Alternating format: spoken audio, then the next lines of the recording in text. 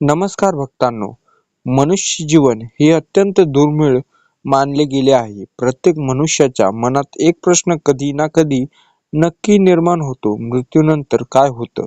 आत्म्यापुढे काय होतो? आत्म्याचे पुढे काय होते? आणि या जन्मात मृत्यूच्या चक्रव्यूहातून मुक्त म्हणजे मोक्ष कसा मिळतो? हिंदू धर्मात 18 महापुराणापैकी एक असलेले गरुड पुराण भगवान विष्णूचे गरुडाला सांगितलेले दिव्य ज्ञानसंग्रह आहे.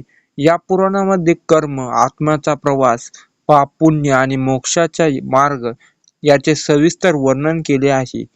आजच्या या व्हिडिओमध्ये आपण जाणून घेणार आहोत गरुड पुराणानुसार माणसाला मोक्ष प्राप्त करण्यासाठी कोणते मार्ग सांगितलेले आहे.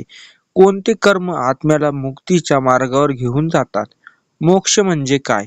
गरुड पुराणानुसार मोक्ष म्हणजे फक्त मृत्यूनंतर मिळणारी स्थान नाही, तर आत्म्याची परमात्म्यामध्ये एकरूप होण्याची अवस्था आहे.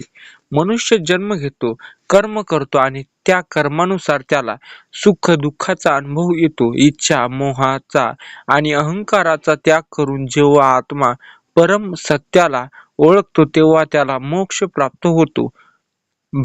भगवद्गीतेत श्रीकृष्ण सांगतात की जो मनुष्य परमेश्वराचे स्मरण करतो आणि निष्काम भावनेने कर्म करतो तो परम धामाला प्राप्त होतो. चांगल्या कर्माचा मार्ग. गरुड पुराणानुसार सांगितले आहे की मनुष्यात मृत्यूनंतर त्याच्या सोबत त्याची संपत्ती, पद किंवा प्रसिद्धी जात नाही. सोबत जाते ते फक्त कर्माची शिदोरी. म्हणून जीवनात सत्य बोलणे, दयाळूपणा ठेवणे, गरजूंना मदत करणे, अन्यायापासून दूर राहणे, अहंकाराचा त्याग करणे हे पुण्य कर्म आत्म्याला उन्नतीच्या मार्गावर नेतात. गरुड पुराणात भगवान विष्णूच्या स्मरणाला विशेष महत्त्व दिले आहे. कलियुगात मनुष्याने मन अस्थिर असते, त्यामुळे ईश्वराचे नाव घेणे हाच मोक्षाचा सोपा मार्ग सांगितला आहे. ओम नमो नारायणा किंवा ओम श्री विष्णुवे नमः या मंत्राचा श्रद्धेने स्मरण केल्याने मन शुद्ध होते आणि आत्म्याला आध्यात्मिक शक्ती प्राप्त होते. भक्तीचा मार्ग. गरुड पुराणानुसार परमेश्वरावर पूर्ण श्रद्धा ठेवणारा भक्त जणू मृत्यूच्या बंधनातून मुक्त होऊ शकतो.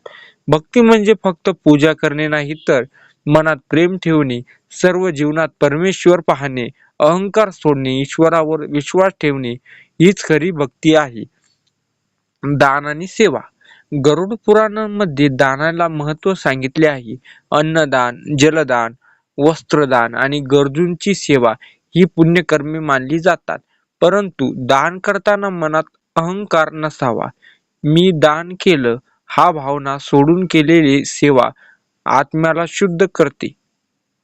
मृत्यूच्या वेळी ईश्वराचे स्मरण.